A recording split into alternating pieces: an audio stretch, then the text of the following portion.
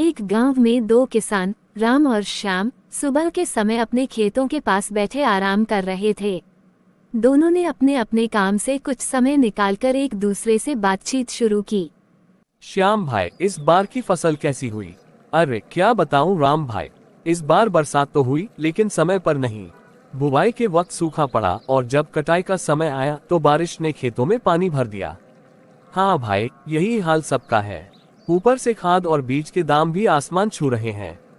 इतनी मेहनत करने के बाद भी मुनाफा कम ही हो रहा है। सही कहा, पहले तो गांव में ही लोग बीज खाद वगैरह बेचते थे, अब सब बाजार से लाना पड़ता है।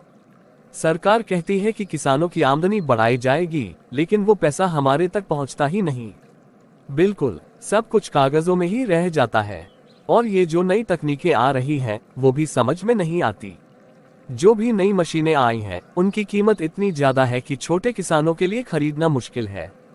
सही कह रहे हो। और जो बिचौलिए हैं, वो तो हमसे आधे दामों पर फसल ले जाते हैं और बाजार में महंगे दामों पर बेचते हैं। मेहनत हमारी और फायदा उनका। हम जैसे छोटे किसान क्या करें? खुद की मंडी तक ले जाना भी आसान नहीं है। ट्रांसपोर्ट का खर्चा भी बहुत होता है। इसलिए सोचता हूँ कि कुछ और खेती बाड़ी के तरीकों के बारे में सीखूं। जैसे जैविक खेती का काफी चलन हो रहा है। लोगों में अब स्वास्थ्य को लेकर जागरूकता बढ़ रही है, जैविक उपज की मांग भी बढ़ रही है। ये तो सही सोचा तुमने। वैसे मैं भी अपने खेत के एक हिस्से में जैविक खेती का प्रयोग कर रहा हूँ। कुछ समय लगता है लेकिन मुनाफा भी अच्छा मिलता है। तो फिर इस बार मैं भी कुछ ऐसा करने का सोचूंगा।